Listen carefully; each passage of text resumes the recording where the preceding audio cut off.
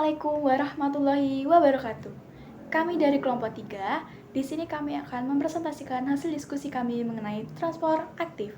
Sebelumnya, izinkan kami memperkenalkan diri terlebih dahulu. Saya Pawestri Sekar Ayu Lestari sebagai moderator. Saya Tiara Tizen ingin menyampaikan materi tentang pompa ion. Jadi, pompa ion adalah pertukaran ion melalui membran dengan cara pertukaran ion dari dalam dengan ion di luar sel. Transport dilakukan oleh protein transport yang tertanam pada membran plasma menggunakan sumber energi berupa ATP.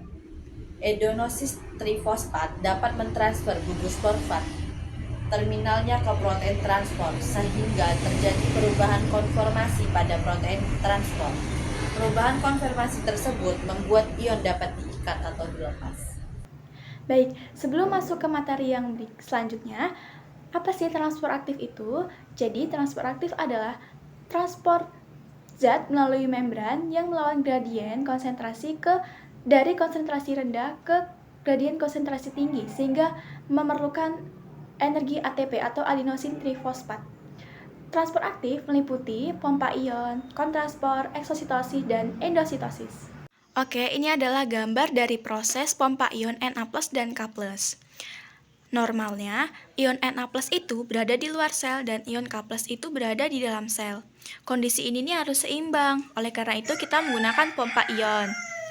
Nah, ion Na+ ini berada di dalam sel, seharusnya berada di luar sel. Oleh karena itu, Na+ ini masuk atau menempel pada protein transport.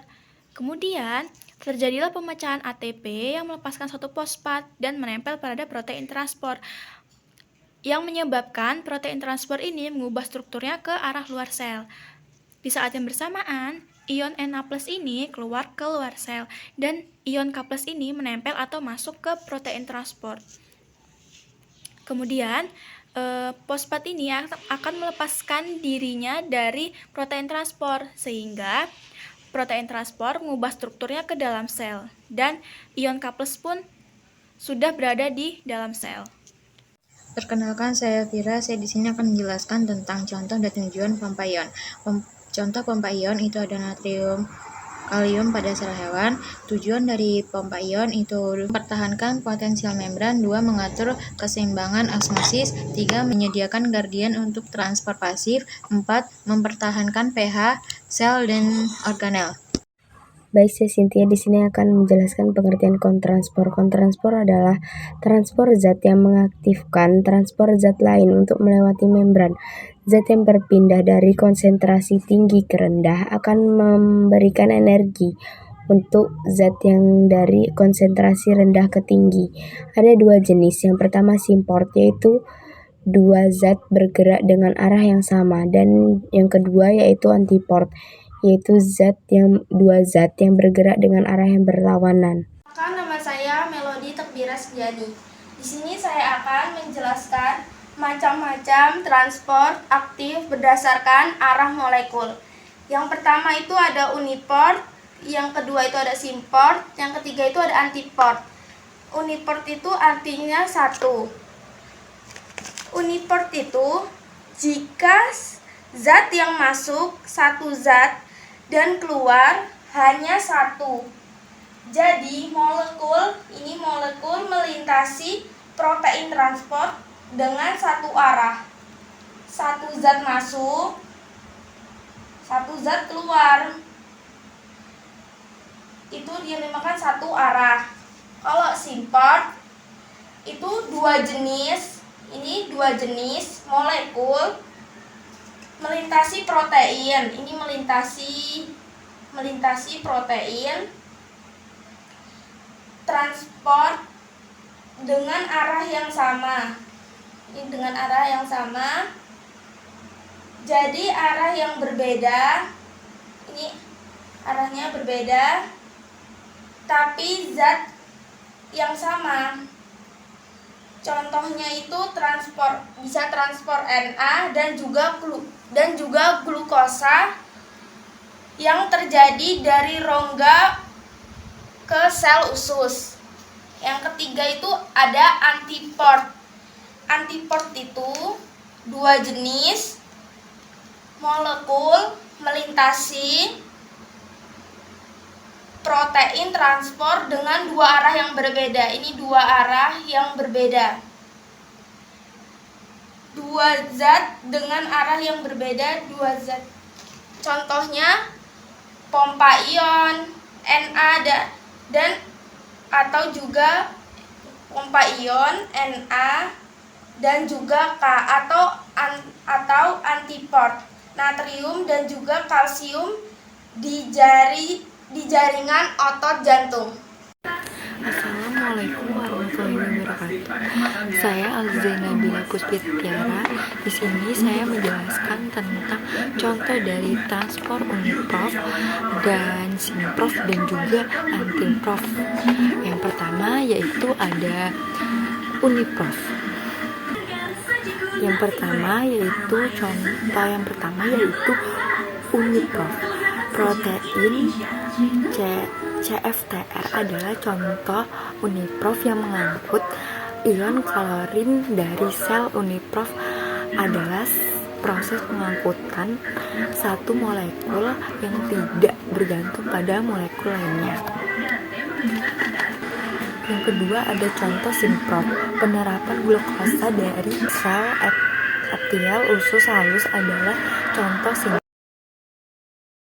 Proses penguatan dua molekul dalam arah yang sama melalui saluran protein. Contoh yang ketiga adalah antiprof. Pompa natrium kalium adalah contoh dari antiprof yang berperan dalam saraf, mengatur volume sel dan menyiapkan transport sekunder. Antiprof adalah proses penguatan dua molekul dalam arah yang berlawanan melalui saluran protein.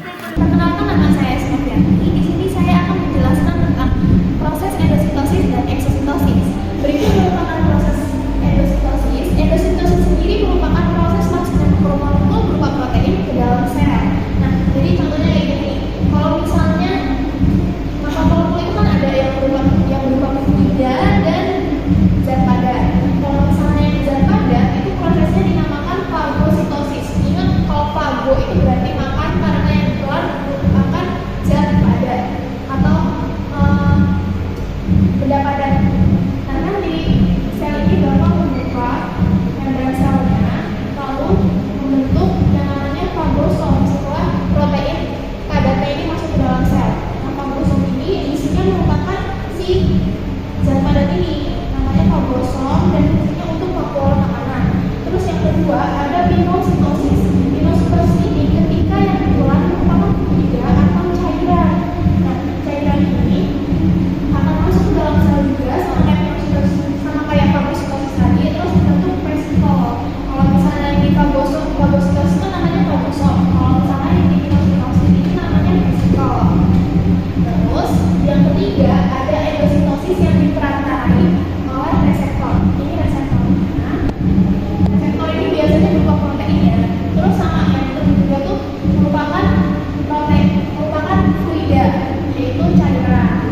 Nah, kalau misalnya udah nanti dia masuk ke dalam sel, karena nanti membran selnya ini terbuka, terus dia membentuk yang namanya vesikula terlapisi. Terus di sini ini ada proteinnya dan di sini ada cairannya.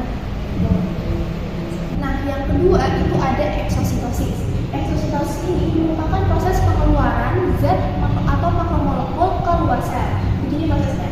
Jadi nanti vesikula yang ada di badan Golgi ini bakal dipindahkan ke sitoskeleton untuk kemudian bergabung ke membran sel. Nah, setelah bergabung di membran sel, vesikula ini bakal mengeluarkan isinya dari luar sel. Tuh. Terus habis itu apa aja sih manfaat atau tujuan dari endositosis dan eksositosis? Nah, kalau misalnya endositosis ini berfungsi untuk pengambilan nutrisi, kemudian proses masuknya protein dan lain-lain. Terus kalau eksositosis ini pengeluaran racun atau toksik. Kan tadi udah kebayang tuh, kalau misalnya eksositosis kan pengeluaran zat dari dalam keluar sel. Berarti kalau misalnya kita nalar racun kemudian mau ngeluarin, itu pakai prosesnya eksositosis. Terus habis itu ada proses terjadinya pengeluaran keringat. Kalau misalnya kita olahraga tuh, Terus abis itu kan lipid atau lemak itu bakal berubah menjadi minyak gitu. Oke, itu tadi penjelasannya bisa kami sampaikan mengenai materi transport aktif. Saya mewakili kelompok saya, mohon maaf jika ada salah kata.